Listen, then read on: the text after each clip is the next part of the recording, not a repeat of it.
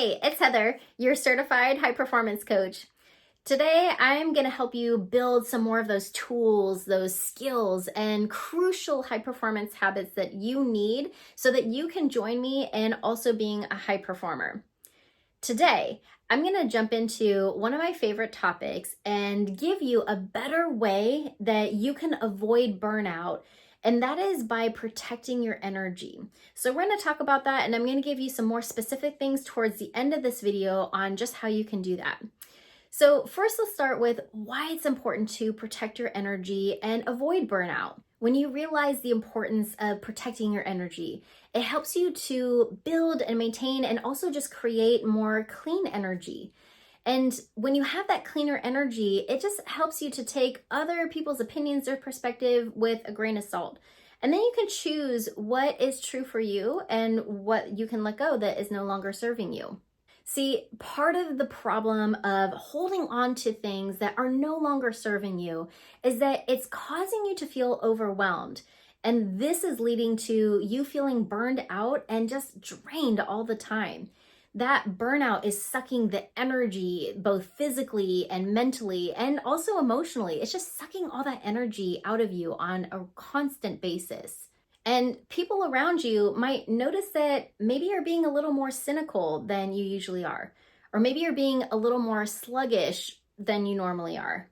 But keep in mind, just because you're releasing things that no longer serve you, it doesn't mean that you're erasing memories or experiences, because it's still a part of you and it's built you who you are today, and it's helped shape how you show up in the world.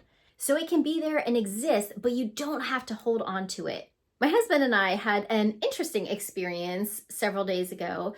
I was in a virtual training where I had to be connected to Wi-Fi, but the AC went out and at a time where the weather was starting to get warmer. So it was kind of important that we got that fixed and up and running again. So we scheduled them to come in, and the only day that they were able to come was the first day of my virtual all-day training. We went to a local cafe that has free Wi-Fi and got all set up. We got some breakfast, got some drinks, and I logged into my training and got to work.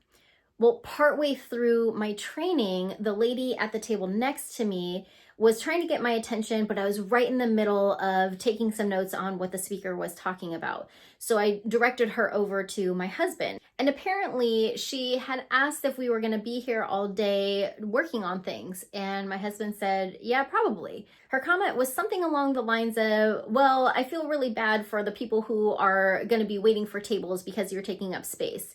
And my husband was kind of caught off guard because he wasn't expecting her to say that, and just responded with something like, well, we're customers too. So later, when I had a little bit of a break, I got up and walked around a little bit, and my husband told me the whole story. Now, the old me, the one who didn't really have these high performance habits that I do and practice today, the version of me that was experiencing such a high level of burnout that everything that came to me that was problematic stuck to me like glue. It would take up space in me and I would just perseverate, meaning I would play it over and over and over again and just get more angry and more frustrated and more burned out. That version of me would have played things over and over again in my head because I didn't know how to let things go. I didn't know how to release them.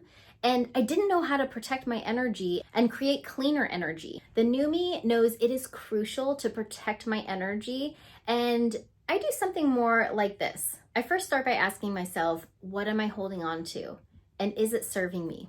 If the answer is no, then I do something to release it. Now, remember that releasing doesn't mean erasing. Those things are totally different. We are releasing, meaning that we're intentionally not holding on to it in our body anymore and just letting it be, letting it go. While there are several ways that you can release things that no longer serve you, these are some of the things that I've done depending on the topic, depending on what is going on and what I need to do in order to release it from my body and no longer hold on to it. All right, first tip, take a piece of paper. Doesn't matter the size, doesn't matter the color or type of paper it is, but just write down what it is that's bothering you and that thing that you're playing over and over again, that thing that you're perseverating on. Write it down and then rip it up. Let it go. and let it release from your body.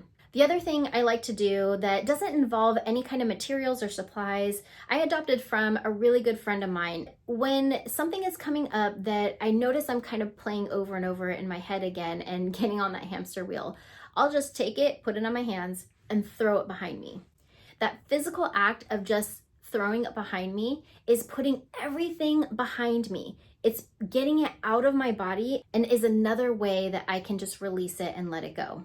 So remember to protect your energy and avoid burning out or helping to reduce that burnout by letting go of things that no longer serve you in whatever healthy and helpful way that is.